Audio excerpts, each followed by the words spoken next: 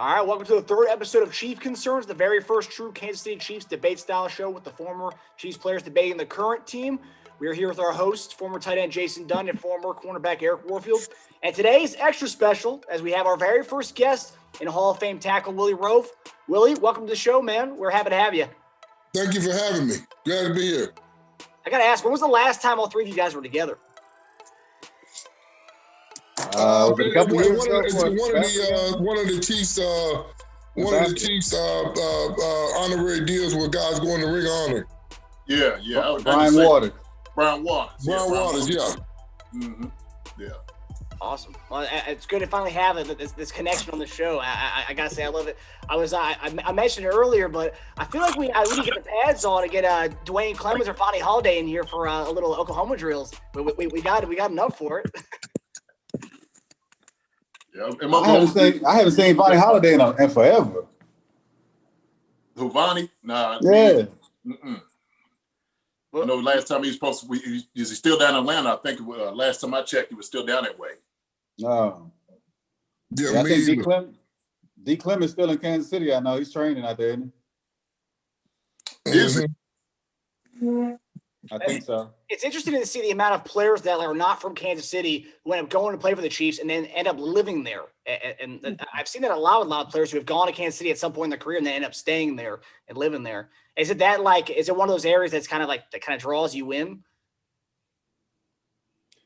I mean, I think it's one of those situations to where when you get there, you're playing on the team, you get to know the city, you got your family all relocated there. And if it's right at the end of your career, and you feel like your family's situated good enough to where you can raise your kids and continue living a prosperous life, it's a good place to just stay and go ahead and make that living. But a lot of people do continue to do that, and some of them end up going back home or trying out different cities. Yeah, I think, man, like you said, just the school system in Kansas. I know a lot of guys living in Kansas. I actually lived in the Missouri part, so I lived up north. By the airport. So it was kind of hard for me because my family was back here in Kentucky. So I was flying back and forth as much as possible. But yeah, as far as family atmosphere and stuff like that, I can see that, guys living out that way in Kansas. And Willie, you were there for like 3 years. Did you still go back a lot? I mean, outside going back for games and stuff. Yeah, no, I was there 4 years. I was coming off knee surgery when I got there, and I had moved to California because I got traded from New Orleans. So I was back and forth in between there and California at the time. But I think also a lot of people like it because of we had a great bond between the guys we were there, and the cost of living was good. So a lot of guys liked it because of the cost of living and everything. And a lot of guys, like you said, a lot of guys still stay there. But I was back and forth between there and California. And I did like Eric. I came to Florida because of no state tax, so I had to get out of California. I moved all the way south. And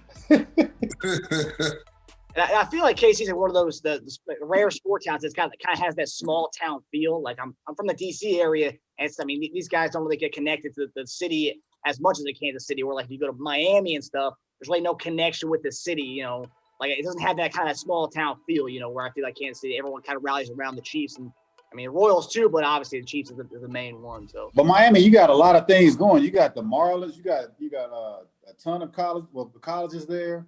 You got the Miami Heat. So you got a variety of sports. Yeah. Kansas City only has the Royals and the Chiefs. Yeah. So the city is more tuned into those two because that's the only professional two sports. Well, you have the soccer team, but it's not as big.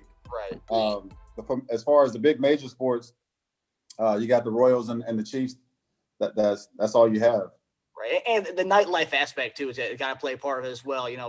It's why I say a lot of San Diego people aren't going to didn't go to the Chargers games because there's so much to do during the day. They don't really care as much as a team. But I guess in areas that do have a lot of going on, I guess people gravitate towards more towards the Chiefs since there's really not a lot going on. But Kansas City's the Chiefs are the main thing there, so I guess that's kind of got to play a part of it, right?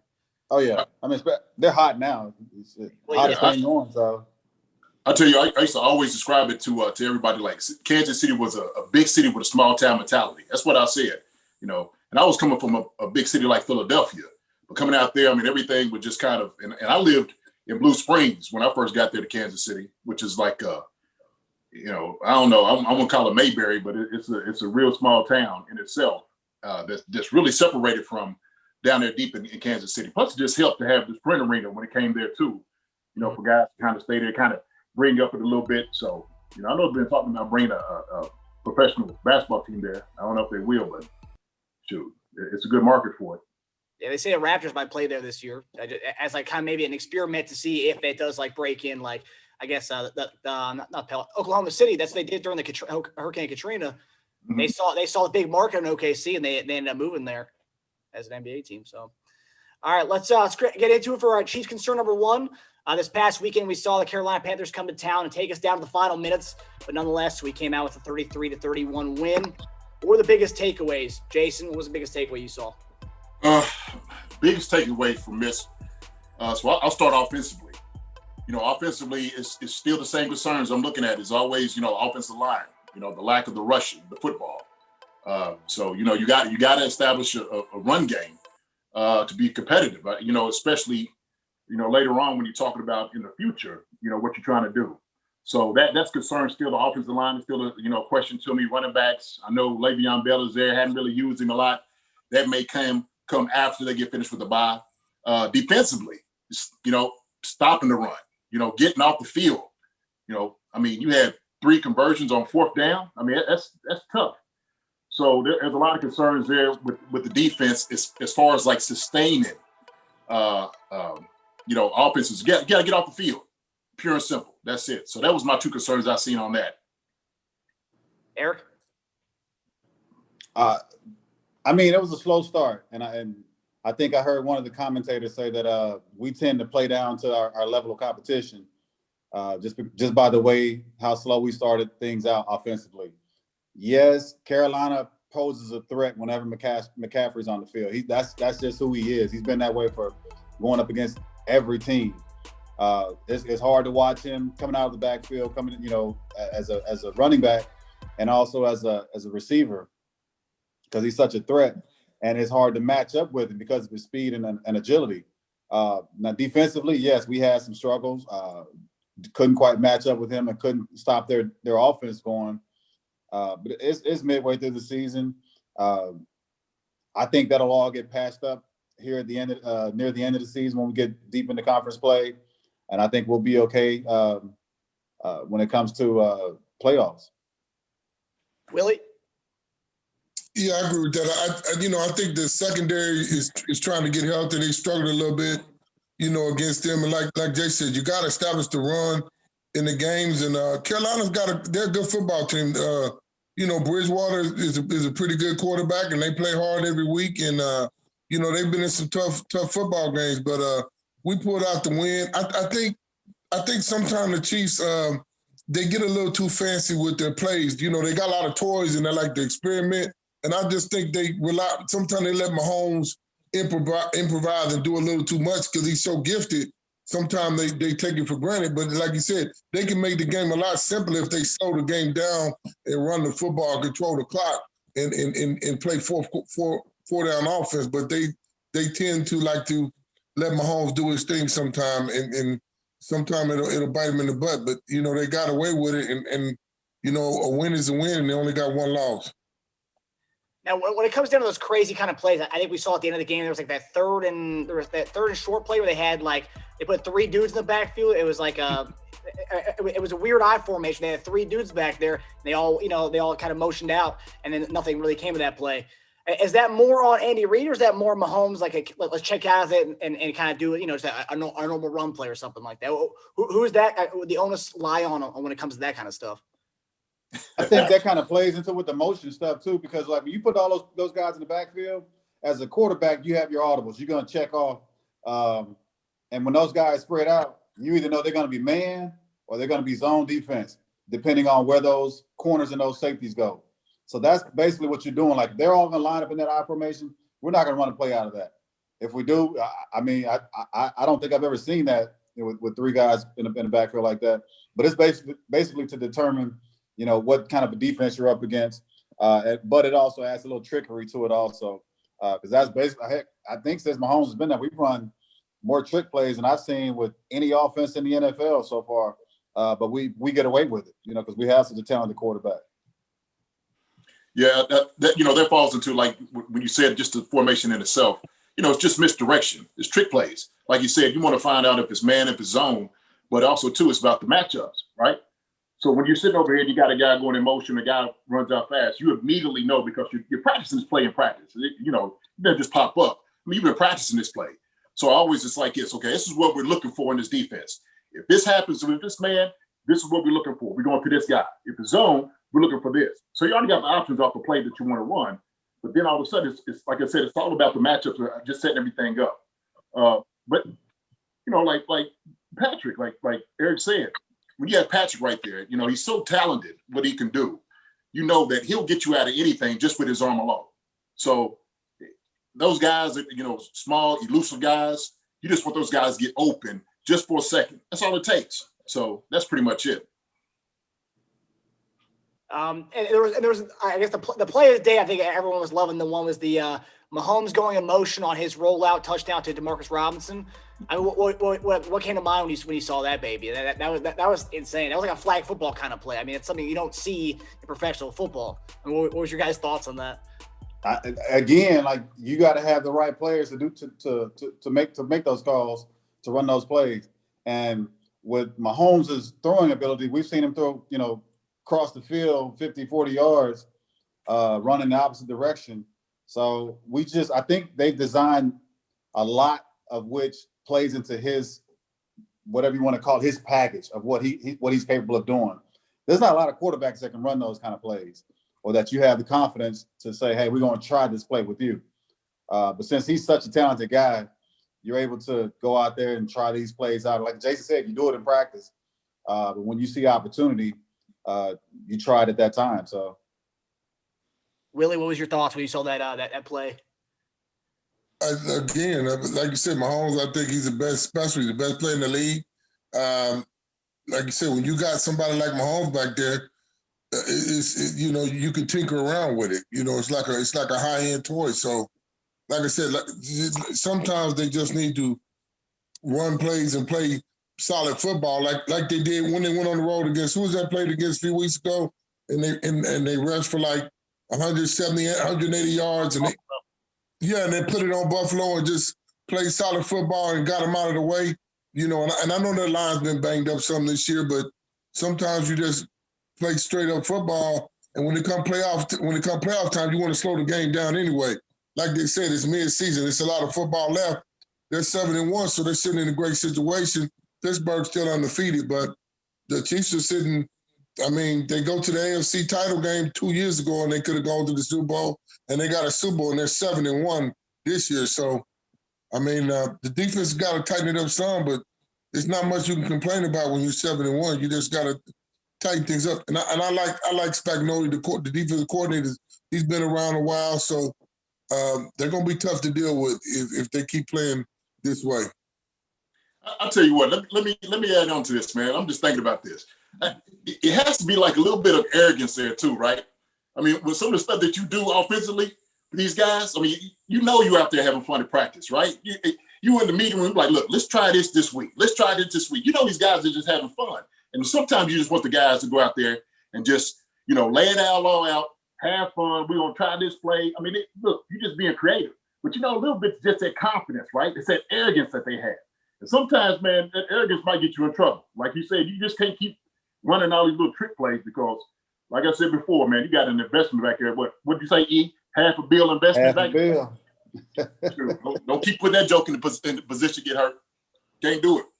What did Coach Emile call him the ticket? That's the ticket right there, baby. That's right. Yeah. I mean, it's kind of like what y'all had, though. Like, y'all had such a dominant running game with the offensive line and Priest and LJ to where we can be in 2nd and 15 for whatever reason we end up losing the yardage, and we can run the ball because we know we can get 12, 15 yards on that next run just because of the push from the offensive line and plus the talent of the running back. So you know what you have, as we said weeks ago when we first started this, you know what you got in the garage. You know what that car can do. And there's times when you want to, try a few things out. when you got that kind of talent, you can do that. You know, whether you're tied or you're up by 7 or you're down by 7, you still know that you have what it takes on that offensive unit to either put you back in the game or to win the game. Yeah. And some of the concerns here is going to go to our next topic is for the second week in a row, we saw our running game not be able to surpass 50 yards rushing. I think we had 36 this week. And we played against the Jets and Panthers, both teams who have allowed at least 110 yards on the ground per game this season. Jason's alluded to the O-line concerns as one of the big things he's noticed throughout the last couple of weeks here. I guess, Willie, this is for you. What problems are you noticing? I know there's some injuries there, but what kind of problems are you noticing as far as, is it scheme or it's just, I guess, continuity of guys who are on the line? I don't know if it's scheme and continuity, and also just them getting away from the run and wanting to throw the ball a lot. I mean, all these teams now want to get away from the run and let Patrick improvise and move around in the pocket and run those plays and do stuff. And you know, you got Kelsey. I never thought I'd say this, but you know, he's probably gonna, if he stays healthy, he'll break all those records for the Chiefs as far as tight end or receiver play, because he after the catch, he's yards after the catch. But like Jason said, I just think they don't stay with the run. I think if they just stay with it and stay consistent with it, it'll be fine. But I just think after a little while, they just let Patrick do whatever he wants to do and they get away from it. So I'm not gonna blame it on scheme. Jason? Yeah, I had to agree with that. You know, and a lot of it is, and I do believe it's continuity.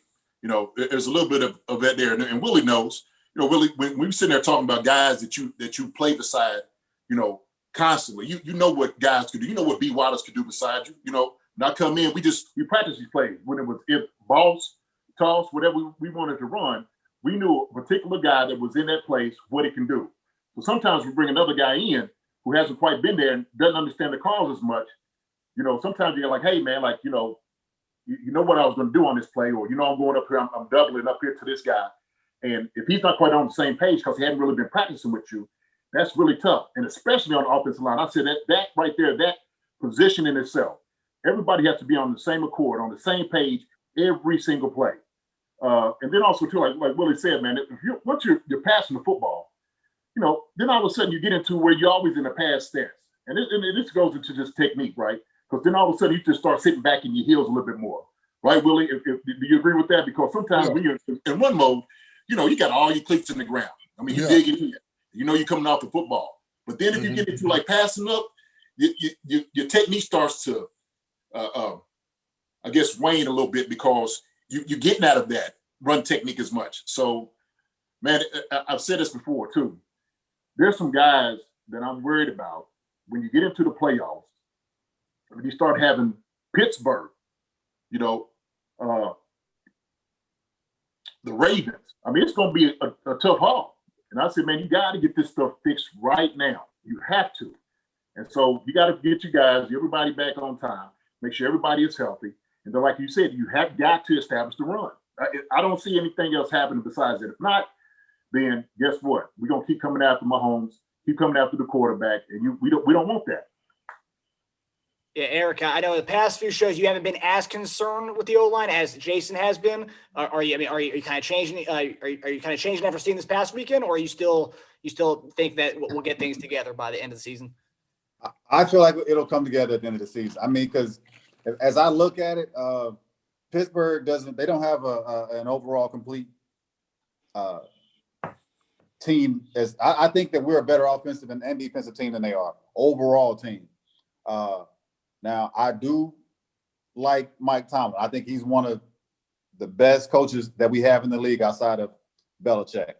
Andy Reid's great quarterback. Offensive scheme and defensive scheme, Tomlin is excellent at what he does. And we saw that what he did when Roethlisberger went out last year. And I think they still were above 500 as a team overall. And they don't really have any big name guys on that team. You know, you put James Connor, is it O'Connor or Connor? The running back? Throw him in after you get rid of Le'Veon, and he just, you know, he finds a way to put this team together successfully.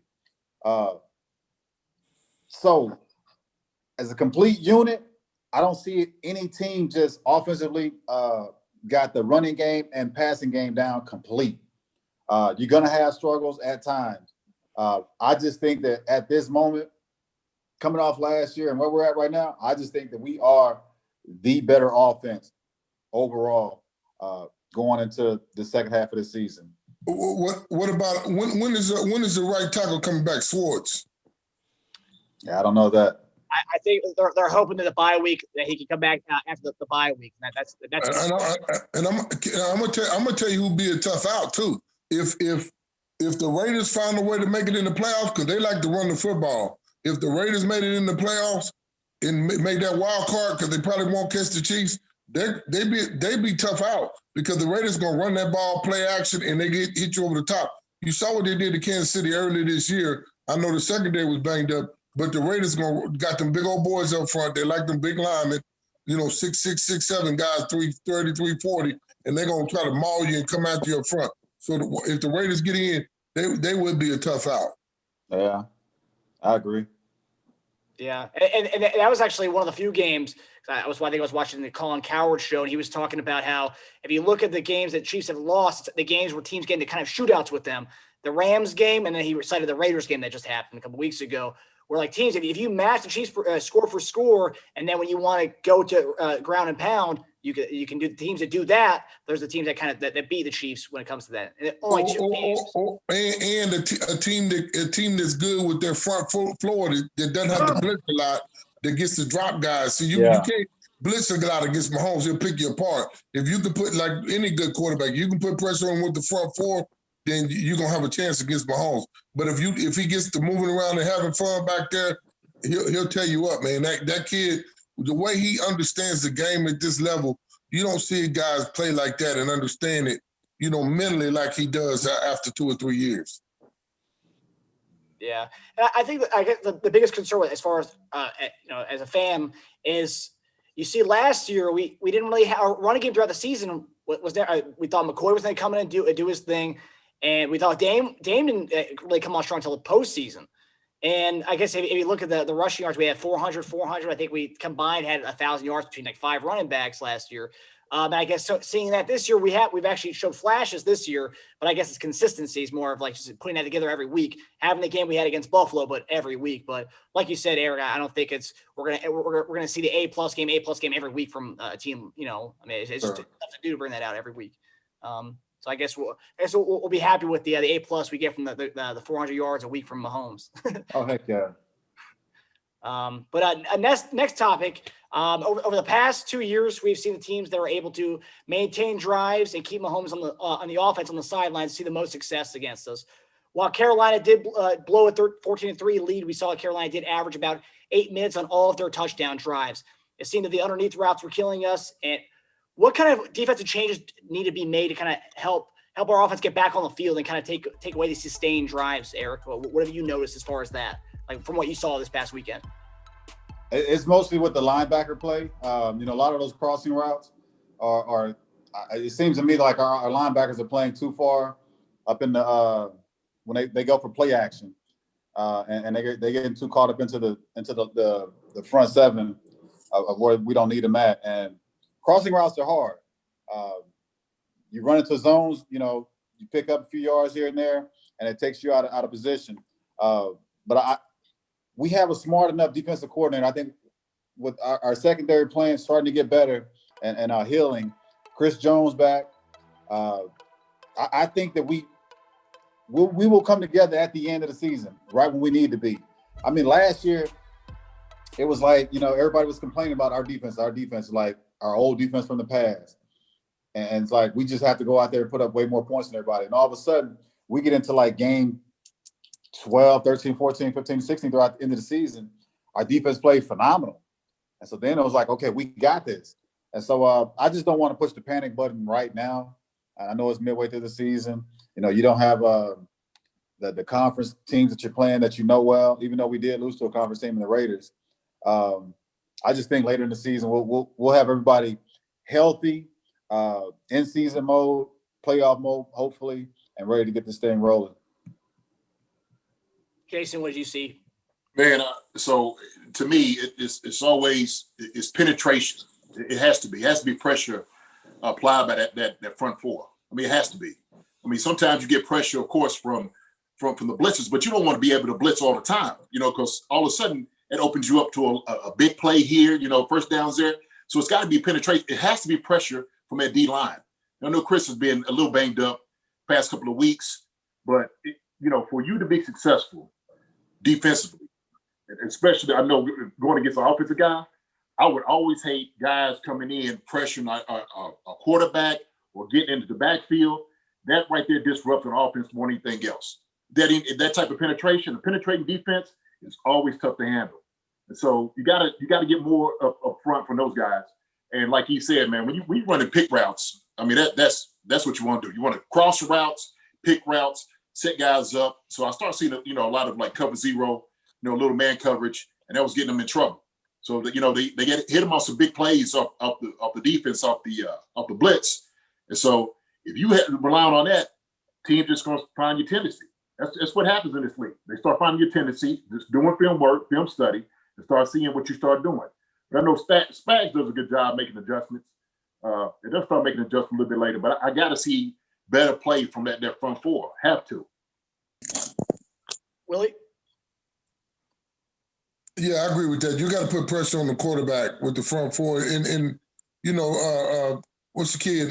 Clark's picked it up. He got a couple big plays. I like the kid 92. I know they lost the other guy. The 92 is playing good. Yeah, I like him. And you got Jones in the middle.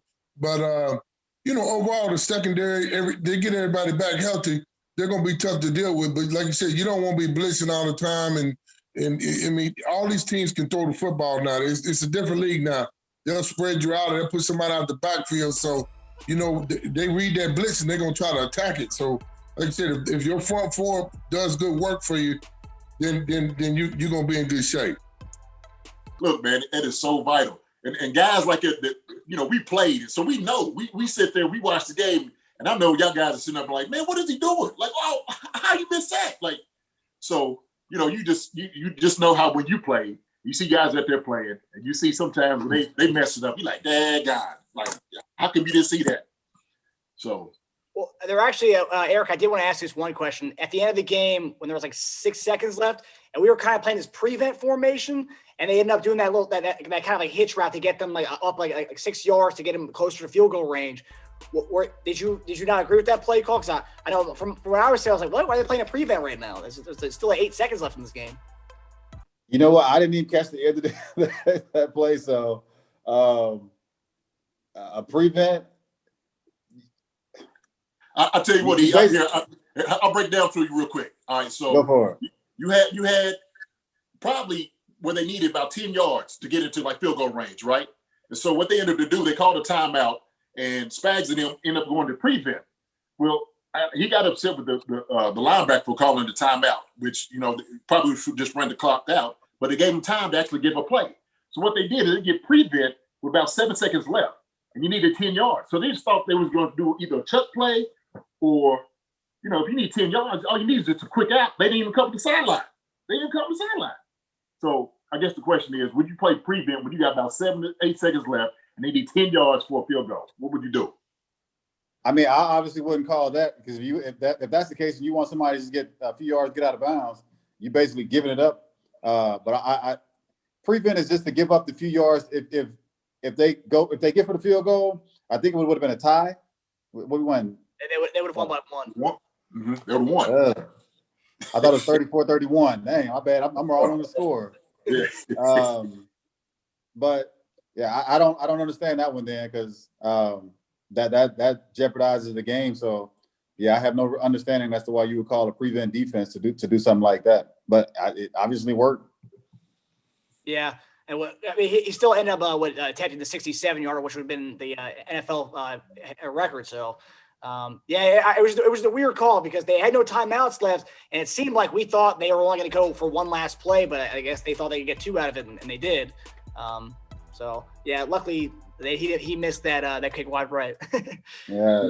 Hey, man, he had distance. Looked like he had the distance too. He did. And that's the second week in a row. I think they attempted a long kick like that the week before against Atlanta. So they trust his leg big time. So that it was happy that he missed that. All Okay, so moving on to number 4, Chiefs concern number 4. Usually we talk about the upcoming game to do a preview on that, but this week we got the bye week. So I did want to ask you guys, the bye week is usually a time for players to relax. What did you guys do during your bye weeks? What was something did you guys have like a ritual you would do every bye week that you have for every season? I think some of the guys would go to Vegas or do whatever. I think Vegas was the spot guys wanted to go. Guys wanted to get away and have a good time on the bye week. Do you guys have any wild? On the spot. Man, I stayed at home looking at my playbook. Yeah, in the cold tank. That's usually you know what? That's usually what happens. No, you know what? Actually, you're always looking for that bye week, and every coach is different. Every coach is different. I know sometimes we would, sometimes they want you getting too far away from the facility where guys can get in trouble and of course be out on your own. Because you'd be like a wild dog sometimes getting out there just wanting to hunt just a little bit. But I would. So I know Coach Ramil would give you like 1 or 2 days, like, look, be back here for the meeting. You had to be here at a certain time. I remember, man, I missed the meeting. We were supposed to be back. And we went to Vegas. We actually went to Vegas. And so I'm going to tell this quick story, man, because at 88, I get this joke every time on this. So we go out to Vegas, and we were supposed to be back the very next day for meetings. It was supposed to be, in the afternoon. And so, you always had to catch that flight kind of early in Vegas to get back. Who are you with? Who's in your crew? I won't name names. But I'll tell you, okay, me, Gonzalez, and his brother, because, a lot of us, tight ends, everybody. So, everybody kind of, converges. Everybody takes different flights to get out there. You just see the whole team is halfway out there, right? But we were supposed to get back. Well, we went out the night before. The very next morning, it's supposed to be the wake-up call. Well, you done tied one on real good last night. He swears up and down this joke and said he knocked on my door, right? He's like, JD, man, I knocked on your door like 8 times. I said, man, ain't no way you knocked on my door 8 times. I said, man, if you get to that point, you make sure I'm on that flight. You make sure I'm on that plane. And so I missed the flight going back to facility. So, of course, I talked to Coach Ramil on the flight. Coach Ramil has a little laugh. Well, JD, you got to pay for this. Hold on, was it the bye week or was it just a regular week? No, bye week. It was a bye week. And we had a meeting during the week. Yeah. So, Coach Ramil sometimes will let you, he'll give you like a day or two or like a day and a half to get off. Because you know what guys are going to do. Go to Miami. I mean, you see it all over the league. Bye week, somebody's on the boat in Miami, you know what I'm saying? Or somebody's overseas somewhere. Always crazy stuff going on bye week. So Coach Mill knew that. So he would always make it sure that we was coming back within a day or two. Guys wouldn't just get too wild and too crazy. So, yeah, I had to pay for that week. Put it that way. I paid for that one. Yeah, buddy. Now, and I guess that's another thing. I think it might be. I didn't even know that. That you guys would have meetings during a bye week and stuff. Is that coach? Does that determine? I guess is that more coaching, or like that's determined by that, or is that more like most coaches are going to have a meeting or two during a bye week? Go ahead, Willie. I just think they want to just keep your eyes on you, and then with some guys like us, they want to make sure you working out or doing something because they're worried about you drinking a little too much or gaining weight. They don't want you coming in 20 pounds heavier than you out from the bye week and you gain a bunch of weight. So they're worried about it too because they want you to be ready to play after that bye week. So it's kind of it's a couple of different things they're worried about. So I guess the question is, how much game preparation really goes in during the bye week? Because people always say, "Oh, it's not a lot of game preparation going on during the bye week. No, you're off. They just want to keep tabs on you. It's like you got a child and you got him in daycare or something, and you got him. You don't want him too far away from you on the park, and you want to keep an eye on him. They just want to keep an eye on you, basically. Good analogy. So what people say, Andy Reid's got 2 weeks to prepare for the Raiders. That's more the coach? The coach is the ones kind of working through the bye week. That's the coach. That's the coaches. Yeah, that's that. So it's like a teacher work day for a teacher, then, right? It's like everyone else is off, but the teachers are still like doing their work and business. Mm-hmm. Well, the coaches, they encourage you to get away from the facility, because you're there practically every day up until, 6 or something. Like, get away. Just, look, get away. But like you said, not too far, so I don't want to get no calls from, no department or anything like that. So just make sure you're maintaining what you need to be. Be professional. But get out of here. Get away. Yeah, we don't want you going to jail or getting no calls, something going on while you're gone, and then you got some more teammates with you, because then that could be more problems too. They really gonna be upset about that. Eric, do you have any crazy bye week stories or? I don't, man. I was a Vegas guy. I go down to Vegas and have a little fun, sit at a table, play some blackjack. That was me. See a few shows. Well, Willie? You know what? I don't remember if we had to be back during the week. I probably was going more to California, going back out to California maybe for a couple of days, because usually if you had the bye week, you played that Sunday, they might let you be off early in the week, and like you said, they want you there later in the week. So I'd probably go out to Cali and just relax for a few days. I wasn't like I was trying to go to Cancun or nothing like that. I wasn't trying to leave the country or go. I was just trying to get away for a few days. And so with I guess this being the first year that the Vegas has a football team, is that like in a normal year, let's say, a non-COVID year, do you think that could be maybe a concern for some players, like, going to play in Vegas? I guess, Miami not this year. Yeah, I think they'd probably rather go to Miami than Vegas this year if they wanted to hang out. Right. Mm-hmm. Could you see that being a problem in the future when in a non-COVID year, or no? I think it's different. I think these guys, social media is different now. They can't do what was going on in the 90s and 2000. They can't. It's just it's tough. You can't get away. It's too many cameras and now that stuff gets posted too fast. Yep.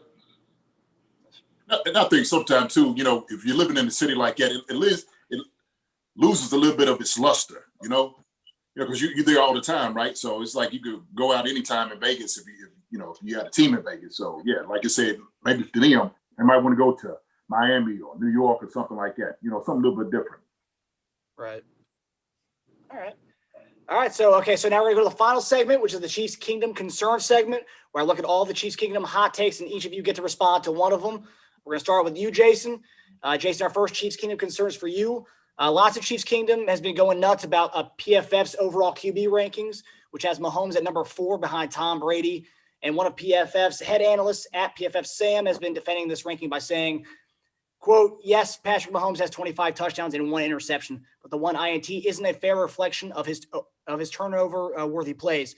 He's behind only Carson Wentz with 7 and Fitzmagic with 6 and dropped interceptions by the defense this season. I'm not saying he sucks. He's still incredible, but the 1 interception stat is a mirage. Jason, what's your response to that tweet? Wrong. I have no idea what these jokers are looking at, to be honest with you. I mean, seriously. When I look at this, it's almost a joke to me. I think sometimes when I see these rankings, I'm like, sometimes guys just need something to write about. I mean, that's what it seems like to me. I mean, to me, clearly, Patrick Mahomes is the best quarterback out there right now in the NFL. Tom Brady, behind Tom Brady, I mean, Tom's been playing terrible of late. And yeah, not after the last couple of weeks, he's not. Yeah. So, when I think sometimes these guys, talking heads and pro football, man, I don't know. I think sometimes they just want that controversy. They just want to have something to say. But if you're watching Patrick out there, I mean, 1 interception, come on. In 8 weeks, man, that's tough, especially with the attempts he's making too. Oh, and I can't understand when people say, well, that's what he's supposed to do. That's what he's supposed to do. But that's still an amazing feat, regardless of it. So you still got to compare it to everybody. You can't just say, well, look, he's supposed to do it. Yeah, he's supposed to do it, but he's on top of his game every single week. It's hard to stay on top of your game every single week. I don't care who it is.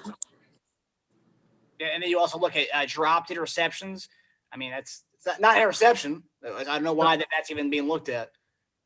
No, I don't know, man. It's just crazy to me. I mean, really. I mean, at the time I was looking at, of course, Russell Wilson, what he was doing But, being behind Tom Brady, you have, Patrick Mahomes, I get what, fifth? They got him at fifth? A fourth. It's Fourth. Rodgers, Wilson, Brady, and then Mahomes. Listen, if you ain't talking the top two with him, then you missed me in that whole conversation. I can't even hear anything else. Right. Seriously. So, wrong. Whoever it was, wrong, buddy. Wrong, buddy. All right, Eric, our next Chiefs Kingdom concerns for you, which comes from @Price8Carter, who quote tweeted a video of Ben Neiman catching Teddy Bridgewater on that 4th and long run. He tweeted, "Willie Gay makes dynamic plays," and then Chiefs coaching staff, "We need to give Ben Neiman more snaps." Eric, what's your response to that tweet?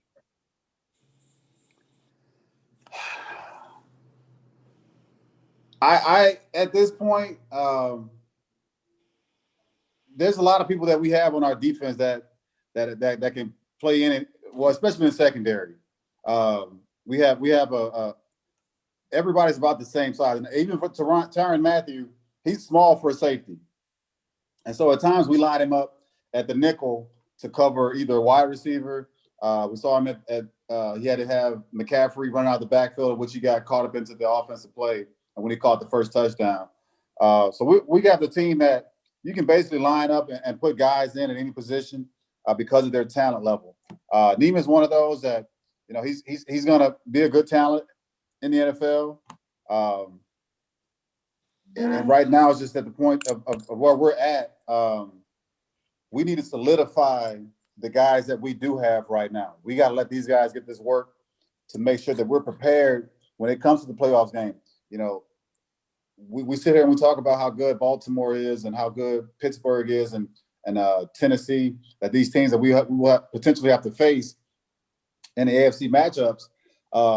So, yeah, it's good to have those other guys come in and get good reps and show their potential. But for right now, we have to work on the guys that we have that are out there on the starting field to make sure they're getting the solid reps they need.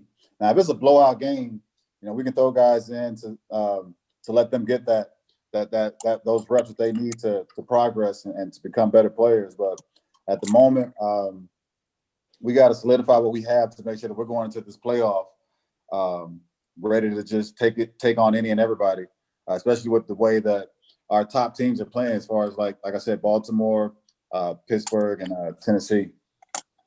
Yeah, I think from a fan's point of view, I think everyone wants to see Willie Gay. I think in the small amount of plays he gets and the reps he gets, he looks great. He looks great doing his thing, but I think people are just still kind of confused as to why Neiman is still getting started and still getting more reps than him overall throughout a game. You think it's more him being a rookie and just not grasping the playbook or the scheme yet, or? I don't know. That's a coach's decision. I can't make that. I'm a spectator, former player. I sit on my couch and I make a lot of calls, but they don't matter because that's like I said, that's a coach's decision for what they see in the players and what they like, and also what they bring to the team. So we gotta check with Spags on that, see what what his thinking is on that. So to me, I like what we're doing so far. Like I said, I just want the guys that are out there now to get the good reps, to get the reps that they need to either build their bodies, build their minds up for what's to come. All right. Willie closes out here with our final Chiefs Kingdom concern, which comes from @DHarms19. He tweeted, "I'm glad Martinez Rankin was fully elevated. I don't expect, however, the Chiefs to just insert him in the lineup aside from an injury. We saw LDT come back from his injury last year and just didn't look the same. So don't get your hopes up that he's going to come in and play right away." Willie, what is your response to that tweet? Martinez Rankin's coming back from a patella knee injury last year, and it'd be the first game back coming off the bye week. What's your response to that tweet? You talking about the guard? Yes. I think he played guard and tackle, but yeah, I think he'll be playing guard. Yeah, but he's a good player, right? Yes, sir. Yeah, he's had. I think he'll be all right. I mean, he's had time to heal up, and patella. Those are some injuries. But if he feels good, and he's practicing and doing well, I mean, they don't know if he's ready or not. So if he comes off the injury and he's ready to go, he's ready to go. I think that'll help solidify that line, and that'll just be able to move somebody to their regular position and put the guys where they need to play. And then when you get Schwartz back, now you got that line and you're pretty back. You're pretty solid. But I will say this, I'm happy with the way Fisher's played well this year. I saw his pro football ranking. He was in the top 10, so I'm happy with Fisher.